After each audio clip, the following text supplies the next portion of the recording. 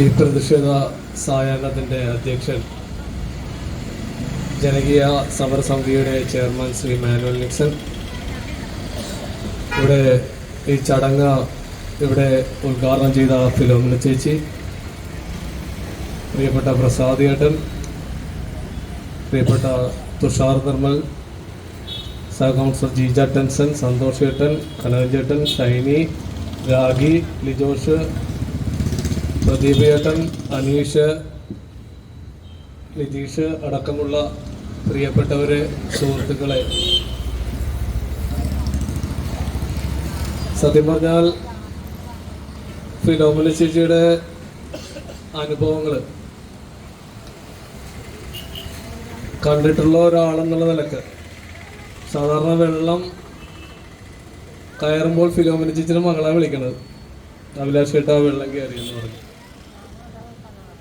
പലപ്പോഴും രാത്രി അവിടെ ചെല്ലുമ്പോൾ ഫിലോമിന ചേച്ചി നൈറ്റ് ആയിരിക്കും, നൈറ്റ് പൊക്കി കുത്തി മകള് കുഞ്ഞിനെ എടുത്തുകൊണ്ട് ഭർത്താവ് ആ വീടിൻ്റെ ഉള്ളിൽ നിൽക്കുന്ന ഒരു കാഴ്ച. സത്യം പറഞ്ഞാൽ വളരെ സുഖകരമായിട്ട് ഉറങ്ങുന്ന ഒരുപാട് പേര് നമ്മുടെ നാട്ടിലുണ്ട്. ഇന്ന് നേരം വെളുക്കുമ്പോൾ അല്ലെങ്കിൽ രാത്രി ഉറക്കത്തിൽ നമ്മൾ വെള്ളത്തിലേക്ക് ഒലിച്ചു പോകുന്ന അവസ്ഥയിലേക്ക് ഇന്ന് ഇടക്കൊച്ചി എത്തിയിരിക്കുകയാണ്. എന്തുകൊണ്ടാണ് ഇത്തരത്തിൽ ഒരു വിഷയം ഈ കഴിഞ്ഞ 3 മാസമായിട്ട് ഏറ്റവും കൂടുതൽ നമ്മൾ അനുഭവിക്കുന്നത്? എനിക്ക് തോന്നുന്നു കഴിഞ്ഞ 10-20 വർഷത്തിലേറെയായി വെള്ളക്കെട്ടത്തിൻ്റെ പ്രശ്നങ്ങൾ നമ്മൾ അനുഭവിക്കുന്നുണ്ട്. ഞാൻ കൗൺസിലറായി ആദ്യം വന്ന് തുടങ്ങിയ ആ കാലഘട്ടം മുതൽ വെള്ളത്തിൻ്റെ പ്രശ്നങ്ങൾ ഇവിടെ നമ്മുടെ ധനേഷ് ഉൾപ്പെടെയുള്ള ആളുകൾ സംസാരിക്കുന്നുണ്ട്. ഒരു കൗൺസിലർക്ക് ഒരു വർഷം വെള്ളക്കെട്ട് തടയാനായിട്ട് കിട്ടുന്നത് 15 ലക്ഷം രൂപയാണ്. ഒരു കൗൺസിലർക്ക്, ഒരു കോർപ്പറേഷന്റെ കൗൺസിലർക്ക് 15 ലക്ഷം രൂപ കിട്ടും. ഈ 15 ലക്ഷം രൂപ ഇവിടുന്ന് ആ ബേക്കറി വരെ പണിയുമ്പോൾ കൽക്കെട്ട് തീർന്നു, ഒരു വർഷത്തെ കാശാണ്. അപ്പോൾ നമുക്ക് ഒരു കൗൺസിലറുടെ തുക കൊണ്ടൊന്നും മതിയായില്ല എന്നുള്ളൊരു ആവശ്യം നമുക്കറിയാം.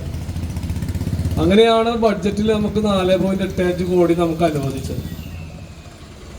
4.85 കോടി അനുവദിക്കുകയും അത് ടെൻഡർ നടപടികളിലേക്ക് നീങ്ങുകയും ചെയ്തു. പക്ഷെ ആ പ്രവൃത്തി ഏറ്റെടുക്കുവാനായിട്ട് കരാറുകാർ ഇതുവരെ തയ്യാറായിട്ടില്ല. കൂടുതൽ തുക ഉള്ളത് കാരണം ഞങ്ങൾ എടുക്കുന്നില്ല എന്നുള്ള രീതിയിലാണ് കരാറുകാർ നിൽക്കുന്നത്.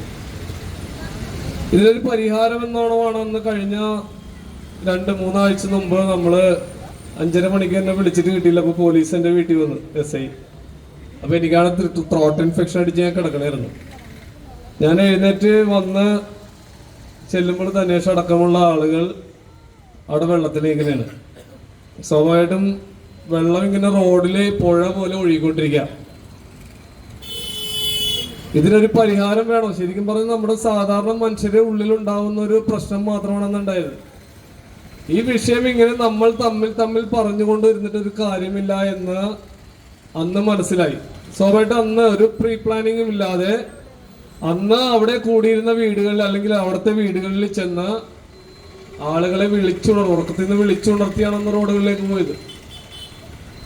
ഞാൻ പറഞ്ഞ റോഡ് ഉപരോധം നടത്താൻ നോക്കും, അപ്പൊ കേസ് ഉണ്ടാവും, അതൊന്നും കുഴപ്പമില്ല എങ്കിൽ നമ്മളൊരു ആ ഒരു പ്രതിഷേധത്തിന് മുമ്പിൽ കൗൺസിൽ എന്ന നിലയിൽ, ഒരു പൊതുപ്രവർത്തകൻ എന്ന നിലയിൽ ഞാൻ മുമ്പിൽ നിൽക്കാമെന്ന് ഞാൻ അന്ന് പറഞ്ഞു. അന്ന് എനിക്കറിയാം ഞാൻ ഉടുത്ത വേഷത്തിലാണ് അന്ന് വന്നത്. അന്ന് ആ ഒരു 7 മണി സമയത്ത് നമ്മൾ റോഡ് ഉപരോധിച്ചു. റോഡ് ഉപരോധിച്ചു കഴിഞ്ഞപ്പോൾ അന്ന് പോലീസ് ചെയ്ത പ്രവർത്തിക്ക് നമ്മൾ കണ്ടതാണ്. എന്താണ് നമ്മുടെ ആവശ്യം എന്ന് പോലും തിരക്കാതെ നമ്മൾ സ്വാഭാവികമായിട്ട് ഒരു റോഡിൽ കയറി നമ്മൾ ഉപരോധം നടത്തുമ്പോൾ ആര് അതിനെ തടയുവാൻ വന്നാൽ ആദ്യം ചോദിക്കും, എന്താണ് നിങ്ങളുടെ പ്രശ്നം എന്ന് ചോദിക്കും. ഒരു മര്യാദ അത് അന്ന് അവിടെ ഉണ്ടായില്ല. അന്ന് എന്നെ പിടിച്ച് തള്ളിയിടുന്നു, കൂടെ ഉണ്ടായിരുന്ന ആൾക്കാരെല്ലാവരും ഇവിടെ ഉണ്ട്. സുബ്രഹ്മണ്യൻ അടക്കമുള്ള ആളുകൾ. ഞാൻ ആ നമ്മുടെ അജയൻചേരനെ പിടിച്ച് തള്ളിയിടുന്ന കണ്ടിട്ടാണ് എനിക്ക് മുട്ടുകുത്തി വീണേ പുള്ളി. അദ്ദേഹം ബൈപ്പാസ് സർജറി കഴിഞ്ഞ ആളാ. ഷടൻ ചേട്ടൻ ആൻജിയോപ്ലാസ്റ്റി കഴിഞ്ഞാണ്.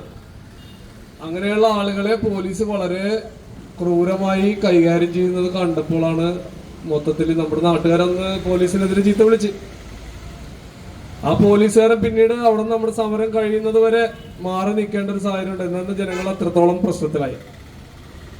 അന്ന് തഹസീൽദാർ വിളിക്കുന്നു, എല്ലാവരും വിളിക്കുന്നു. ഇവർക്ക് നമ്മളൊരു സമരം നടത്തുമ്പോൾ ഇവർക്ക് അത് നിർത്തണം, ആ സമയത്ത് നിർത്തണമെന്ന് മാത്രമാണ് അവർക്ക് ആഗ്രഹം. അത് കഴിഞ്ഞ് പിന്നീടുള്ള ഒരു കാര്യത്തിന് അവർ ശ്രദ്ധിക്കുന്നില്ല. അന്ന് ആ സമരം നടത്തി. തഹസീൽദാർ എന്നെ വിളിച്ചിട്ട് എന്റെ ഫോണിൽ ആ സമയത്ത് വിളിക്കുക, കൗൺസിലറെ ഞങ്ങൾ അത് സമരം ഒന്ന് നിർത്തണം. ഞാൻ പറഞ്ഞു അങ്ങനെ പറ്റില്ല, നിങ്ങൾ ഇവിടെ വരണം, നിങ്ങൾ ഇവിടെ ജനങ്ങളുടെ മുമ്പിൽ വന്നാൽ നിങ്ങൾക്ക് നൽകുവാനുള്ള ഉറപ്പ് നൽകിയാൽ മാത്രമേ ഞങ്ങൾ ഈ സമരത്തിന്റെ പിന്നോട്ടുള്ളൂ എന്ന് ഞങ്ങൾ പറഞ്ഞു. അങ്ങനെയാണെന്ന് വില്ലേജ് ഓഫീസറൊക്കെ വന്ന് നമ്മുടെ സ്ഥലമൊക്കെ സന്ദർശിച്ച് റിപ്പോർട്ട് കൊടുത്തത്. ഇറിഗേഷന്റെ ആൾക്കാരും വന്നിട്ടുണ്ടായിരുന്നു. പിന്നീട് അത് കഴിഞ്ഞ് sub collector, Fort Kochi sub കളക്ടറിന്റെ ടേബിളിൽ ഞങ്ങൾ മീറ്റിങ്ങിന് പോയി, ഞാനും ധനേഷൊക്കെ അടക്കാം. ഇതൊക്കെ ശരിക്കും പറഞ്ഞ ഒരു കണ്ണി പൊടിയിടുന്ന ഒരു പരിപാടിയായിട്ട് മാറിയിരിക്കുകയാണ്. ഞങ്ങൾ അവിടെ ചെന്നിട്ട് ഞങ്ങളുടെ കാര്യങ്ങളെല്ലാം വ്യക്തമായി എഴുതി തയ്യാറാക്കി സബ് കളക്ടറിന്റെ മുഖത്ത് നോക്കി നമ്മളൊക്കെ സംസാരിച്ചു. വെള്ളക്കെട്ടിന് എന്താണ് ചെയ്യേണ്ടത്, അവിടെ അനുഭവിക്കുന്ന കുടുംബങ്ങള്, വീട് വിട്ടുപോയ കുടുംബങ്ങള്, തകരാറിലായ വീടുകളുടെ എണ്ണം, ഇതെല്ലാം വളരെ വ്യക്തമായി എഴുതി തയ്യാറാക്കി നൽകി ഞങ്ങൾ മുഖത്ത് നോക്കി സബ് കളക്ടറോട് സംസാരിച്ചു. ഇതെല്ലാം പരിഹരിക്കാമെന്ന് അവിടെ നിന്ന് ഉറപ്പ് നൽകി ഞങ്ങൾ പിരിഞ്ഞു. സ്വാഭാവികമായിട്ട് അവർക്ക് അതേ പറയാൻ പറ്റുള്ളൂ. അതിനുശേഷം ഇതുവരെ എന്താണ് എന്ന് പോലും നമ്മളോട് വിളിച്ചു ചോദിച്ചിട്ടില്ല. ഒരു ഭരണം സ്ഥിരാകേന്ദ്രത്തിൽ നിന്ന് നമ്മളെ ചർച്ചയ്ക്ക് വിളിച്ചിട്ട് അവർ നൽകിയ മറുപടിക്ക്, അല്ലെങ്കിൽ ഞങ്ങൾ എല്ലാം ശരിയാക്കി തരാമെന്ന് പറഞ്ഞ പോലെ എല്ലാം ശരിയാക്കി തന്നിട്ട് ഇതുവരെ എന്താണെന്ന് പോലും ഞങ്ങളുടെ ആളുകളോട് വിളിച്ചു ചോദിച്ചിട്ടില്ല. ശരിക്കും പറഞ്ഞാൽ ഇതൊരു മാനുഷിക പ്രശ്നം ഇതിന്റെ മുമ്പിലുണ്ട്. നമ്മളൊന്നും ചോദിക്കുന്നില്ല, നമുക്ക് ജോലി തരുവാനായിട്ട് പറയുന്നില്ല, നമുക്ക് പണം തരുവാനായിട്ട്, ഭക്ഷണ സാധനങ്ങളൊന്നും വേണ്ട. നമുക്ക് സ്വസ്ഥമായി നമ്മുടെ വീടിന്റെ ഉള്ളിൽ കിടന്നുറങ്ങുവാനുള്ള ഒരു അവകാശം മാത്രമാണ് നമ്മൾ ചോദിക്കുന്നത്. അത് നമ്മൾ നേടിയെടുക്കണ്ടേ? അപ്പൊ ഈ വിഷയം ഇന്ന് വലിയ രീതിയിൽ തന്നെയാണ്. നമ്മുടെ പെരുമ്പടപ്പിലുണ്ട്, കുമ്പളങ്ങിലൊക്കെ ഉണ്ട്. പക്ഷെ അന്നത്തെ ആ ഒരു ഉപരോധ സമരം അതിനൊരു തുടക്കമായി എന്ന് വന്നതിൽ എനിക്ക് വളരെ ചാരത്ത്. കൈകിട്ട് 2 കുത്ത് കിട്ടിയെങ്കിലും കുഴപ്പമില്ല. സംഭവം നല്ല രീതിയിൽ ഇപ്പൊ ഒരു എനർജറ്റിക് ആയിട്ട് ഇത് മുന്നോട്ട് പോകുന്നുണ്ട്. ഒരു കേസ് ഉണ്ട്. കേസ് ഞാൻ പറഞ്ഞു, കേസ് 1-ാം പ്രതിയായിട്ട് കേസ് കൊടുത്തിട്ടുണ്ട് പോലീസ്. നമ്മളൊന്ന് അടിക്കുകയും ചെയ്ത് നമ്മളുടെ ഒരു കേസ് കൊടുത്ത്. ഇതാണ് ഇന്നത്തെ ഭരണകൂടം നമ്മളുടെ സാധാരണ ജനങ്ങൾക്ക് നേരെ നടത്തുന്നത്. ഫിലോമിന ചേച്ചിനെ ഞാൻ എന്റെ കളസ വിട്ട് നടക്കുമ്പോൾ മുതൽ കാണുന്ന ഒരാളാ. എന്റെ അമ്മച്ചിയുടെ കൂട്ടുകാരിയാ. കേക്കോല് ജോലി ഞാൻ ചെറുപ്പം മുതല് ഡെയിലി കാണുന്ന ആളാ. അപ്പോ ഇവരൊക്കെ ഇങ്ങനെ കിടക്കുമ്പോൾ സത്യം പറഞ്ഞാൽ നമ്മൾക്കൊന്നും ചെയ്തു കൊടുക്കുവാനായിട്ട് സാധിക്കുന്നില്ല എന്നുള്ളൊരു വലിയ പ്രശ്നം ഞങ്ങളുടെ ഉള്ളിൽ. ഇപ്പൊ സുജാ ചേച്ചിയൊക്കെ എന്നെ വിളിക്കും, അഭിലാഷം ഇങ്ങനെ വെള്ളം കയറുന്നുണ്ട് എന്ന് പറഞ്ഞ് പലരും വിളിക്കുമ്പോൾ എന്താണ് ചെയ്യേണ്ടത്? ഞാൻ അവരുടെ കൂടെ നിന്ന് പോയി സങ്കടപ്പെട്ടിട്ട് കാര്യമില്ലല്ലോ. ഇതിൽ ചെയ്യുവാനായിട്ടുള്ള സർക്കാരിന്റെ ഒരു നിശ്ചയദാർഢ്യം ഇതിന്റെ അകത്ത് വേണമെന്നുള്ളതാണ് എനിക്ക് ഈ അവസരത്തിൽ പറയുവാനുള്ളത്. ഇപ്പോ തുഷാർ ഇരിപ്പുണ്ട് ഇവിടെ. അവര് ചെല്ലാനം ജനകീയ സമിതിയുടെ പേരിൽ അവിടെ 236 കോടി രൂപ മുടക്കിയാണ് അവിടെ കരിങ്കല്ലിന്റെ ഭിത്തി ഉണ്ടാക്കിയിരിക്കുന്നത്. 236 കോടി രൂപ ടോട്ടൽ. 2 ഫേസ് ആയിട്ട്. അതെ, ആദ്യത്തെ 236, പിന്നെ 340 കോടി രൂപ മുടക്കി ചെല്ലാനത്തെ വെള്ളക്കയറ്റത്തിന് അവിടെ ഒരു താൽക്കാലികം എന്ന് പറഞ്ഞാൽ ചെയ്ത ഭാഗം വരെ സേഫായിട്ട് നിർത്തിയിട്ടുണ്ട് ആൾക്കാരാ. ഇപ്പൊ അവരുടെ ആവശ്യം മറ്റൊന്നുമില്ല, ഇവർക്ക് അവർ ഫോർട്ട് കൊച്ചി വരെ വേണമെന്നാണ് നിർമ്മലൊക്കെ പറയുന്നത്. ഫോർട്ട് കൊച്ചി ചെല്ലാനത്ത് തുടങ്ങി ഫോർട്ട് കൊച്ചി വരെ അവർക്ക് കരിങ്കൽ ഭിത്തി വേണമെന്ന് പറഞ്ഞ് ഇപ്പോഴും സവർന്ന് 1000 ദിവസമൊക്കെ കഴിഞ്ഞ്. ഞാനൊരു പത്രപ്രവർത്തനം എന്നുള്ളതിൽ ഞാൻ നിരന്തരമായിട്ട് വാർത്ത കൊടുക്കുന്ന ഒരു വിഷയമാണ്. അപ്പൊ ഇതിന്റെ അകത്തൊരു നിശ്ചിതാർത്ഥ്യം. ഇപ്പൊ നമുക്കിവിടെ വേണ്ടത് 1 കോടി രൂപയുടെ ഒരു വർക്ക് നമ്മുടെ ഇവിടെ 300 മീറ്റർ കല്ല് കെട്ടും, ഒരു 2 സ്ലൂസും പണിത് കഴിഞ്ഞാൽ ഒരു 80% നമുക്കിവിടെ വെള്ളത്തിനെ തടഞ്ഞു നിർത്തുവാനായിട്ട് സാധിക്കും. നമ്മുടെ ഇടക്കൊച്ചി അത്യാവശ്യം നമുക്കൊന്ന് സേഫ് സോണിൽ നിർത്തുവാനായിട്ട് സാധിക്കും. ഈ 1.18 കോടിയുടെ എസ്റ്റിമേറ്റ് തയ്യാറാക്കി ഇറിഗേഷൻ വകുപ്പ് ടെൻഡറിലേക്ക് നീക്കിയിട്ട് നടത്തുവാനായിട്ട് സാധിക്കുന്നില്ല. ഇപ്പൊ ശിവചേട്ടൻ കഴിഞ്ഞ ഞായറാഴ്ച റെസിഡൻസിന്റെ ഇതേപോലത്തെ പരിപാടി വേലിയേറ്റ പ്രശ്നമായിട്ട് ബന്ധപ്പെട്ട് റെസിഡൻസ് കഴിഞ്ഞതിന് മുമ്പത്തെ ഞായറാഴ്ച ഒരു മീറ്റിംഗ് നടത്തിയപ്പോ ശിവചേട്ടൻ പറഞ്ഞു, നമുക്കെല്ലാവർക്കും അറിയാവുന്ന അറിയാം, വേമ്പനാട് കായലില് എയർക്രാഫ്റ്റ് ഇറങ്ങാൻ വേണ്ടി 50 കോടി രൂപ. 50 കോടി രൂപ മുടക്കിയിരിക്കുന്നത്. നമ്മൾ ചോദിക്കുന്ന വെറും 1 കോടി രൂപയുടെ വർക്കാണ് നമ്മൾ ചോദിക്കുന്നത്. വളരെ നിസ്സാരമായി സർക്കാരിനെ കുറ്റപ്പെടുത്തുകയല്ല, സർക്കാരിന് ചെയ്യുവാൻ സാധിക്കുന്ന ഒരു വിഷയമാണിത്. അതിലൊരു ഡിറ്റർമിനേഷൻ, അതായത് ഒരു നിശ്ചയദാർഢ്യം ഇതിന്റെ അകത്ത്. ഇടക്കൊച്ചിയിലൊരു വിഷയം, ഏറ്റവും ശാസ്ത്രീയ പഠനങ്ങളെല്ലാം പറയുന്നത് ഇടക്കൊച്ചി അടക്കമുള്ള പ്രദേശം വെള്ളക്കെട്ടിലാവും തന്നെയാണ്. എല്ലാ ശാസ്ത്രജ്ഞന്മാരും പഠിച്ച് റിപ്പോർട്ട് പല തവണകളായി സർക്കാരിന് കൊടുത്തിട്ടുണ്ട്. UDF സർക്കാരിന് LDF സർക്കാരിനും കൊടുത്തിട്ടുണ്ട്. പക്ഷെ നടപടിയായില്ല. ഇപ്പൊ കഴിഞ്ഞ കാലങ്ങളിലെ എല്ലാ കാര്യങ്ങളും വിട്ടേക്കും. നമുക്ക് ഇനി എന്ത് ചെയ്യുവാൻ സാധിക്കുമെന്നുള്ള രീതിയിലാണ് നമ്മൾ മുന്നോട്ട് പോകേണ്ടത്. അപ്പൊ ഞാൻ കഴിഞ്ഞ ദിവസം പ്രദീപേണ്ട റെസിഡൻസ് അസോസിയേഷന്റെ മീറ്റിംഗിൽ ഞാൻ പറഞ്ഞു, നമുക്ക് ഇവിടുത്തെ ജില്ലയുടെ ചുമതലയുള്ള മന്ത്രി P രാജീവിനെ പോയി കാണണം. കണ്ടു കഴിഞ്ഞ ഇപ്പൊ കുമ്പളങ്ങി പോലുള്ള പ്രദേശം ഇതേപോലെ വെള്ളം കയറുന്ന സ്ഥലങ്ങളിൽ ഇറിഗേഷൻ വകുപ്പോടെ സ്ലൂയിസ് കെട്ടി കൊടുത്തിട്ടുണ്ട്. അപ്പൊ കൃത്യമായ ഒരു നിർദ്ദേശം നമ്മുടെ ഇടക്കൊച്ചിക്ക് കൂടി കിട്ടിയിട്ടുണ്ടെങ്കിൽ ഒരു പരിധിവരെ നമുക്ക് നമ്മുടെ ജീവൻ പിടിച്ചു നിർത്തുവാനായിട്ട് സാധിക്കും. അല്ലെങ്കിൽ ഇത് വലിയ സമരങ്ങളിലേക്ക് പോകുന്ന രീതിയിലേക്കാണ് ഇന്ന് ഇടക്കൊച്ചി മാറിക്കൊണ്ടിരിക്കുന്നത്.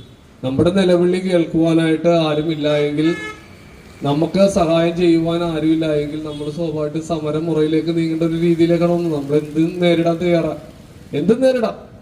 ഒരു കൗൺസിലർ എന്ന നിലയിൽ, കൗൺസിലർ അല്ലെങ്കിൽ പോലും നിങ്ങളുടെ വിഷയത്തിന്, ഈ ഒരു വിഷയത്തിൽ ഞാൻ എന്നും നിങ്ങളോടൊപ്പം ഉണ്ടാവുമെന്ന് ഈ അവസരത്തിൽ ഞാൻ പറഞ്ഞുകൊള്ളുകയാണ്. പിന്നീട് ഞാൻ കൂടുതലായിട്ട് ദീർഘിപ്പിച്ചു പോകുന്നില്ല. നമുക്ക് എല്ലാ വിഷയങ്ങളും എല്ലാവർക്കും അറിയാം എന്താണ് ഇതിൽ ചെയ്യേണ്ടത്, എന്താണ് നമ്മുടെ വിഷയം, എന്താണ് പഠനങ്ങൾ വ്യക്തമാക്കുന്നത്, ആരാണ് ചെയ്യേണ്ടത്, ഇതെല്ലാം നമ്മുടെ മനസ്സിന്റെ ഉള്ളിലുണ്ട്. ഇത് ചെയ്ത് കിട്ടുവാനുള്ള വലിയ ശ്രമമാണ് ഇന്ന് ഇടക്കൊച്ചി മേഖലയിൽ നടക്കുന്നത്. അതിന് ജനകീയ സമിതിക്ക് എല്ലാവിധ ഭാവങ്ങൾ നേർന്ന് വേണിച്ചേച്ചിക്ക് ഇരിപ്പുണ്ട്. വേണിച്ചേച്ചി എന്നെ എല്ലാ ദിവസവും വിളിക്കും. ഞാനിവിടെ നിന്ന് കഴിഞ്ഞ ദിവസം എന്നെ വിളിച്ചിട്ട് പറഞ്ഞ് ഞാനിവിടെ നിന്ന് പോണേടാന്ന് പറഞ്ഞു. ഞാൻ പോണേണ്. ഞാൻ പറഞ്ഞ എന്താണ് വേണിച്ചേച്ചി, അത് എനിക്കിവിടെ നിൽക്കാൻ പറ്റുന്നില്ല എന്ന് വളരെ ദുഃഖത്തോടുകൂടി. ഞാൻ എല്ലാവരും പേരെടുത്ത് പറയാം, എനിക്ക് എല്ലാവരും പേരെടുത്ത് പറയുവാനായിട്ട് അറിയാവുന്ന ആൾക്കാർ എല്ലാവരും നിൽക്കുന്നത്. അങ്ങനെ വളരെ ദുഃഖത്തോടു കൂടിയാണ് നമ്മളോടടുത്ത് ഓരോരുത്തരും സംസാരിക്കുന്നത്. നിങ്ങളുടെ ദുഃഖങ്ങളെല്ലാം എനിക്ക് എൻ്റെ മനസ്സിൽ ഒരു സാധാരണ മനുഷ്യൻ എന്ന നിലയിൽ മനസ്സിലാക്കുവാനും അതിൻ്റെ ദുഃഖങ്ങൾ നമ്മുടെ മനസ്സിലുണ്ട്. നമുക്ക് ദുഃഖങ്ങൾ മനസ്സിൽ വെച്ചിട്ട് കാര്യമില്ല. നമ്മൾ നമ്മുടെ പ്രവർത്തനമായിട്ട് മുന്നോട്ട് പോകാനായിട്ട് എല്ലാവിധ ഭാവങ്ങളും നേരുന്നു. അതിൻ്റെ മുൻപന്തിയിൽ ഞാൻ ഉണ്ടാകുമെന്ന് ഈ അവസരത്തിൽ നിങ്ങളോട് പറഞ്ഞുകൊണ്ട് ഇവിടെ വന്നിരിക്കുന്ന എല്ലാവരും എൻ്റെ ഭാഗത്തുനിന്നൊക്കെ ഉണ്ട്. എങ്ങനെയൊക്കെ ബണ്ട് കിട്ടിയാലും വെള്ളം കയറുന്ന സ്ഥലങ്ങളാണ്. പക്ഷെ ഇതൊരു ശാസ്ത്രീയമായി നമ്മൾ കല്ല് കെട്ടിക്കഴിഞ്ഞാൽ അറിയാം. പരുത്തിത്തറയിൽ കല്ല് കെട്ടിയിട്ട് ഒരു വെള്ളം അടിച്ചു കഴിഞ്ഞാൽ കല്ലിൻ്റെ ഇടയിൽ കൂടി വെള്ളത്തേക്ക് കയറും.